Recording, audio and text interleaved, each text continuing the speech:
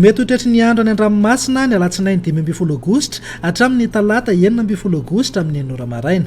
Raha ny sary azo avy amin'ny zanabolana dia misy rindrin-drahona manatona ao atsimon' ilakan-dranon'i Mozambika izay analefaka ny varatra aza eto Madagasikara na izany na tsy izany mety mbola isy fiantraikany kely ihany ny varatra aza ny morontsiraka varatra atsinanana sy afovoany atsinanana ho amin'ny rampitso fa ia malefaka miandalana izay manomboka ny talata ho avy izao.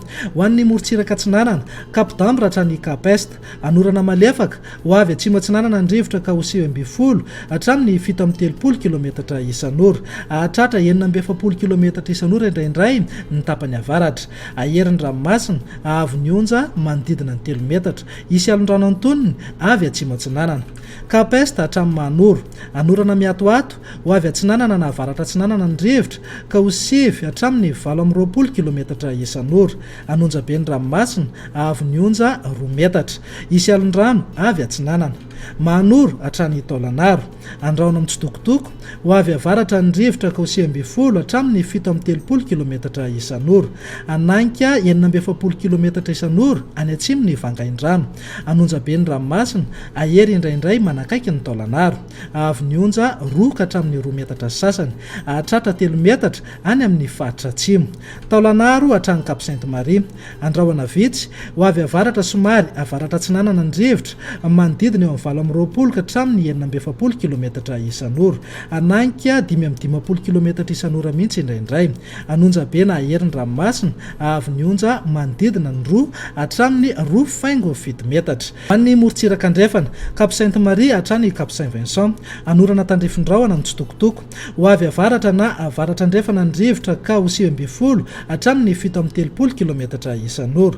Anonja be ny ranomasina avy ny onja manodidina ny 2 metatra. Cap Saint-Vincent hatrany Cap Saint-André, ibalika amin'ny masoandro ho avy atsinanana na avaratra atsinanana ny rivotra amin'ny maraina ka ho 7 hatramin'ny 9 kilometatra isan'ora. Ho avy andrefana somary avaratra andrefana kosa ny tolakandro manodidina eo amin'ny 7 hatramin'ny 7 kilometatra isan'ora ihany.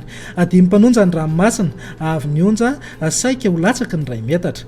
Cap Saint-André hatrany Alalalava, andraona vitsy na ibalika amin'ny masoandro ho avy atsinanana na atsimo atsinanana ny rivotra ny alina sy ny voamaraina ka ho 20 hatramin'ny 7 kilometatra isan'ora. Ho avy avaratra andrefana kosa ny atoandro ka manodidina eo amin'ny 20 hatramin'ny 20 kilometatra isan'ora.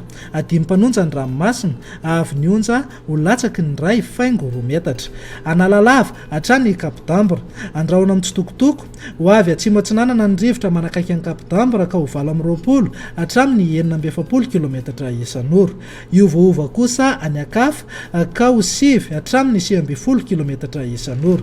Adimy mpanonja nanonja be ny ranomasina avy ny onja ho latsaky ny 2,4 metatra.